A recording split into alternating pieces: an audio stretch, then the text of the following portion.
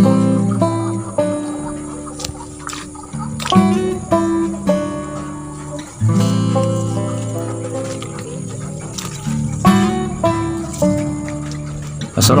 warahmatullahi wabarakatuh. Berjumpa lagi dengan saya Wahyudi Yudi. Baik teman-teman semua, di kesempatan hari ini ya, dimana cuaca di daerah saya ini mendung ya, bahkan ini sudah turun rintik hujan ya, setiap hari pagi, siang, sore, bahkan malam hari ya turun hujan. Nah, tinggal menyisakan genangan air dan lumpur di belakang kebun saya ini ya. Oke teman-teman, sesuai dengan judul di konten video saya ya, yaitu cara mengatasi dan mencegah ya penyakit patek ataupun antraknosa pada tanaman cabai rawit ya. Dan perlu saya sampaikan, di sini ini adalah tanaman cabai rawit Dewata 43 F1 yang saya tanam dengan sistem semi hidroponik ya. Dan perlu teman-teman ketahui, umur tanaman cabai rawit saya ini sudah berumur kurang lebih 12 bulan ataupun 1 tahun ya.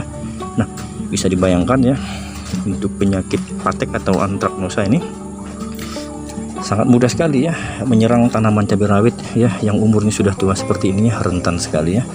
Nah, kita lihat, tetapi alhamdulillah teman-teman, tanaman cabai rawit saya ini ya masih produktif ya, berbunga ya, bahkan berbuah banyak ya, lebat seperti ini, buahnya besar-besar, kemudian warnanya merah terang seperti ini ya. Nah, tentunya tanaman cabai rawit saya ini dulunya ya pernah terserang penyakit patek ataupun busuk buah ya. Nah, pernah terserang busuk buah. Setelah itu saya mendapatkan informasi ya, informasi dan pengetahuan tambahan dari teman saya, seorang ya berprofesi sebagai seorang petani ya, petani cabai ya. Saya mendapatkan ilmu dari beliau ya,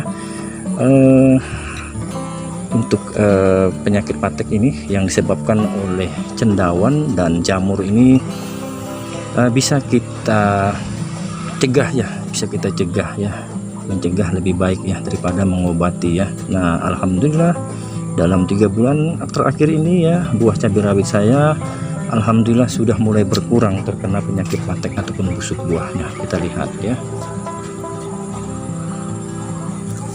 Nah,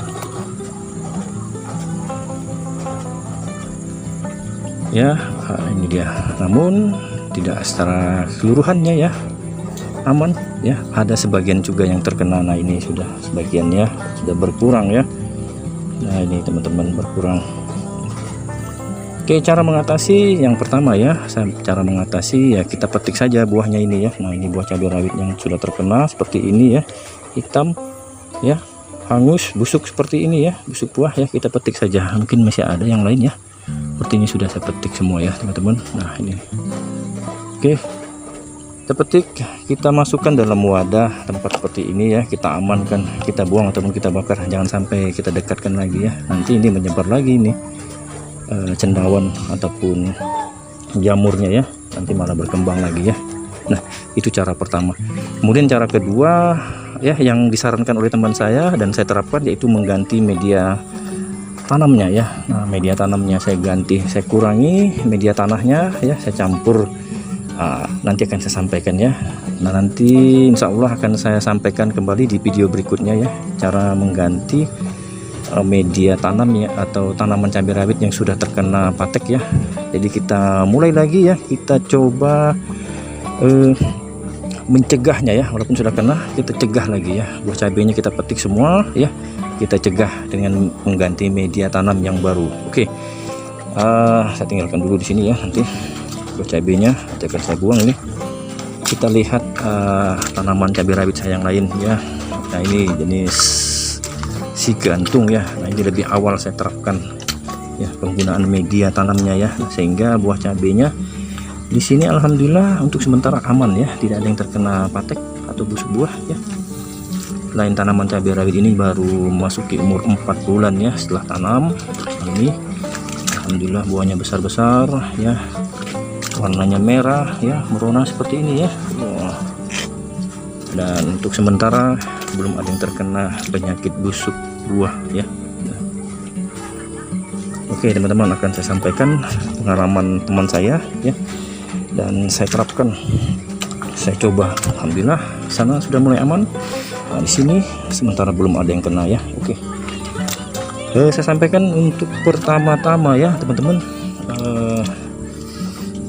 tadi mengatasi ya, sudah ya, kita petik buahnya, kita amankan. Kemudian untuk pencegahan ya, pencegahan apabila sudah terkena ataupun belum ya, harus kita campurkan media tanam ya, tanah dan sekam bakar seperti ini. Ini dia sekam bakar. Kemudian setelah sekam bakar harus kita sertai ya, kita semprotkan dengan kalsium ya. Ini dia, ini saya gunakan kalsium susu ya, kalsium susu ya. Fungsinya anti rontok ya, pembesar buah ya, anti jamur. Nah, kita harus gunakan sekam bakar dan kalsium ya. Nah, kalsium sudah saya sampaikan fungsinya ya. Kemudian untuk sekam bakar ya, fungsi dari sekam bakar yaitu pertama ya, saya sebutkan hanya beberapa saja ya, karena banyak sekali ini sekam bakar ini ya fungsinya. Jadi pertama yaitu menggemburkan tanah, kemudian menyimpan air ya, tapi tidak begitu lembab ya, tanah masih tetap kering ya, sehingga jamur ataupun cendawan ya tidak mudah berkembang biak di sini ya. Nah, itu dia, menggembur tanah ya, penyubur tanah ya. Kemudian yang kedua ya, sekam bakar ini ya untuk menetralisirkan tanah atau pH tanah ya, apalagi di daerah saya ini teman-teman ya, tanah gambut ya, tingkat keasamannya itu tinggi sekali ya. Jangankan tanahnya teman-teman, untuk air hujannya saja ya, ini teman saya yang bilang ya, petani ya, airnya saja ya juga asam ya. Nah, tanahnya asam, airnya juga asam.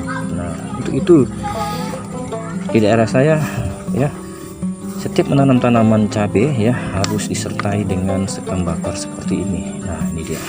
Itu ya, pertama tadi menyuburkan, menggemburkan tanah ya.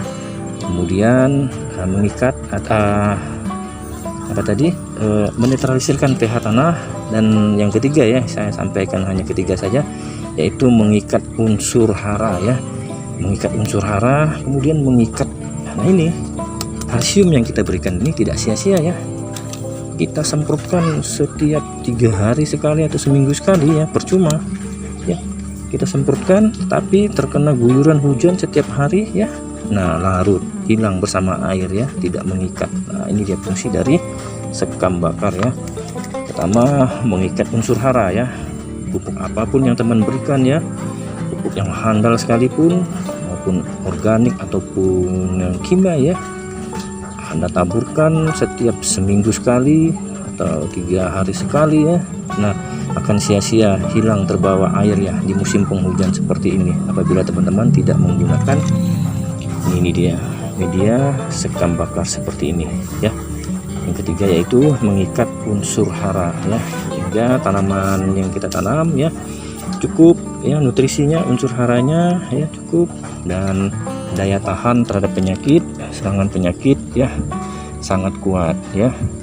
Nah, itu dia, saya ulang kembali. Pertama, gunakan sekam bakar ya, media tanam sekam bakar, teman-teman campur saja ya, secukupnya atau dikira-kira saja ya, sekam bakar. Kemudian ini tadi kalsium ya, jadi untuk pencegahan patek ataupun antraknosa, yaitu dengan menggunakan sekam bakar dan kalsium ya. Ini yang sudah saya terapkan, dan alhasil ya ini ya teman-teman, saya hanya penyambung lidah dan menerapkan apa yang teman-teman saya sampaikan ya. Alhamdulillah, nah ini aman ya, tidak terkena penyakit patek walaupun di musim hujan ya. Nah, ini becek seperti ini ya. Nah, untuk yang di sana sudah saya atasi ya. Nah, alhamdulillah sudah berkurang ya. Mungkin akan saya tambah lagi sekam bakarnya ya. Oke, itu tadi teman-teman. Kemudian teman-teman mungkin untuk mendapatkan sekam bakar seperti ini sangat kesulitan ya, saya sampaikan lagi alternatif lain. Kedua, teman-teman bisa gunakan arang kayu. Nah, arang kayu yang sudah dihancurkan sini. Ini banyak juga dijual di toko terdekat ya di tempat teman-teman. Dan apabila ya masih juga kesulitan mencari arang sekam seperti ini, kemudian arang kayu seperti ini, saya sampaikan lagi ya alternatif yang ketiga ya. Ini sudah saya buktikan, sudah saya pakai ya. Nah, ini arang briket ya. Arang briket ini sama dengan arang kayu ya untuk bakar sate ya. Nih, arang briket ini keras sekali teman-teman ya. Nah, banyak juga di toko ataupun di tempat teman-teman ya dijual ya. Nah ini keras ya teman-teman. Saya beritahukan caranya ya untuk menghancurkannya. Ini harus dihancurkan ya. Tidak perlu kita hancurkan dengan kayu ya. Cukup kita gunakan air saja ini teman-teman ya. Nah ini kita rendam ya. Kita rendam dalam beberapa detik ini. Nanti akan kita lihat ya reaksi setelah terendam ini ya. Sambil menunggu ya, saya sampaikan tadi teman-teman ya, ini pengalaman saya dapatkan dari teman saya ya. Nah, saya terapkan ya. Nah, ini hasilnya. Nanti teman-teman bisa coba di rumah ya. Dan ini hanya bisa dilakukan skala rumahan saja ya teman-teman. Kalau untuk secara konvensional ya, tentunya banyak sekali memerlukan sekam bakar ya. Sekam bakar ataupun arang kayu ya ini. Jadi saya sampaikan ini bisa diterapkan dengan cara penanaman skala rumahan saja. Untuk konvensional ya di kebun luas itu teman-teman para petani yang sudah lebih berpengalaman ya. Nah, sedangkan untuk pengobatan saya tidak pernah melakukan pengobatan ya, cukup mengatasi saja, membuang buahnya ya.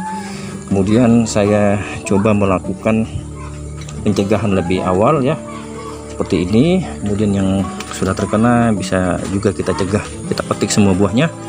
Nanti akan saya sampaikan ya caranya tanaman cabai rawit yang sudah terkena patek ya atau busuk buah ya, cara pergantian media tanamnya. Oke ya.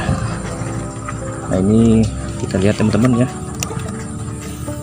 Nah ini ya sudah merembes airnya. Nah cukup kita begini saja. Nah hancur ya teman-teman.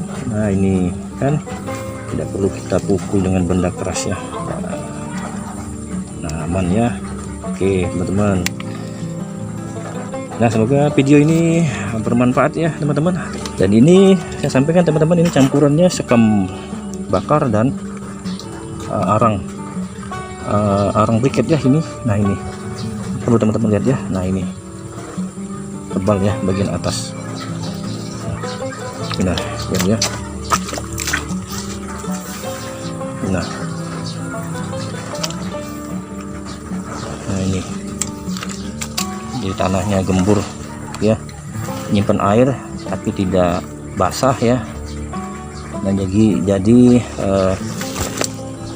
cendawan dan jamur tidak mudah berkembang walaupun di musim hujan seperti ini ya. Sudah kita berikan sekam bakar dan kalsium ya. Nah itu dia teman-teman, sekam bakar dan kalsium untuk pencegahannya.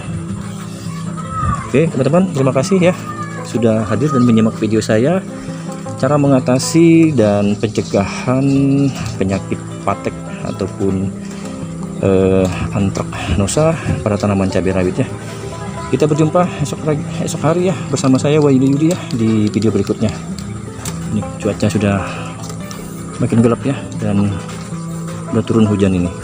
Oke, saya sudahi dulu. Assalamualaikum warahmatullahi wabarakatuh.